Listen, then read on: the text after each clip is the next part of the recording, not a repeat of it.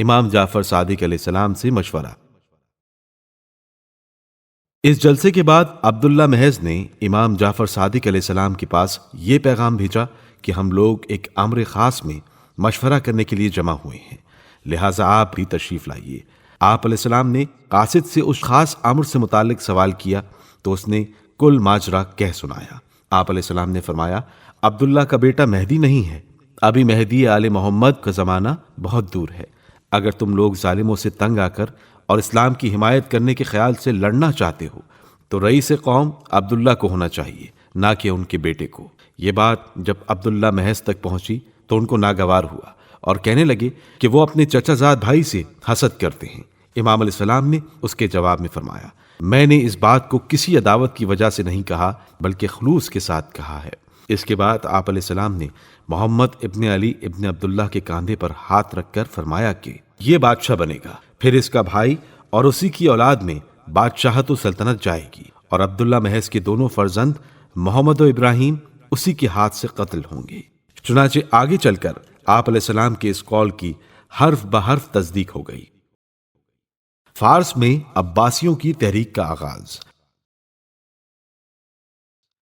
امام جعفر صادق علیہ السلام کے ارشاد سے محمد ابن علی کو اپنی کامیابی کا پورا یقین ہو گیا تھا، چنانچہ وہ اسی روز سے اپنی تدبیروں میں مصروف ہو گیا۔ رفتہ رفتہ لوگوں نے ان کی بیعت کرنا شروع کر دی۔ جو جو ان کو کامیابی نظر آتی گئی اسی قدر اپنی کوششوں کو اور زیادہ تیز کرتا گیا۔ محمد نے سب سے پہلے 2 آدمی خراسان کی طرف بھیجے کہ وہاں کے لوگوں کو ان کی بیعت پر راضی کریں۔ اس کے بعد پھر 12 آدمی اس کام کے لیے مقرر ہوئے، پھر ان 12 کے بہت سے نائب مقرر ہوئے۔ غرض اس طرح خراسان سے لے کر مرو تک یہ لوگ پھیل گئے اور محمد ابن علی کی بیعت لینا شروع کر دی۔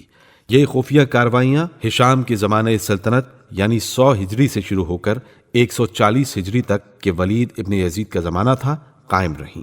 اس معاملے میں محمد ابن علی کو بڑی کامیابی حاصل ہوئی۔ ایران کے بہت بڑے حصے نے ان کو خلیفہ تسلیم کر لیا۔ کچھ عرصے بعد انہوں نے مقام صراط میں انتقال کیا اور ان کے بھائی ابراہیم ابن علی ان کے جانشین ہوئے۔ سلاطین بنی امیہ سے چھیڑ چھاڑ۔ 122 ہجری میں حضرت زید اور 125 ہجری میں ان کے صاحبزادے یحییٰ ابن زید کے شہید ہو جانے سے عوام میں زیادہ بے چینی پیدا ہوئی۔ اب ان کی ہمدردی کا رخ بنی عباس کی طرف ہو گیا، چنانچہ اہل کوفہ نے ابو سلمہ کی سرکردگی میں ابراہیم ابن علی ابن عبداللہ ابن عباس سے بیعت کر لی۔ اسی طرح جرجان کا تمام علاقہ بھی فرما بردار ہو گیا۔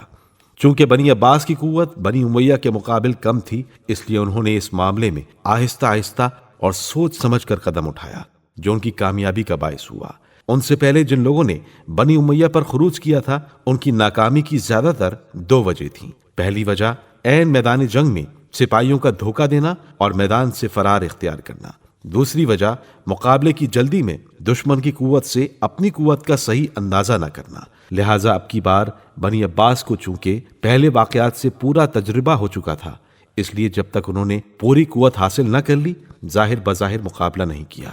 عباسیوں نے لوگوں کو اپنی طرف مائل کرنے کے لیے یہ بھی اعلان کرنا شروع کر دیا تھا کہ ہم صرف اور صرف اہل بیت کی مدد اور آل محمد کے حقوق کو حاصل کرنے کے لیے کھڑے ہوئے ہیں، اور اس دعوت سے ہماری مراد رضائے آل محمد ہے۔ اگرچہ یہ محض دعویٰ تھا لیکن اس چال سے ان کو بہت کامیابی حاصل ہوئی۔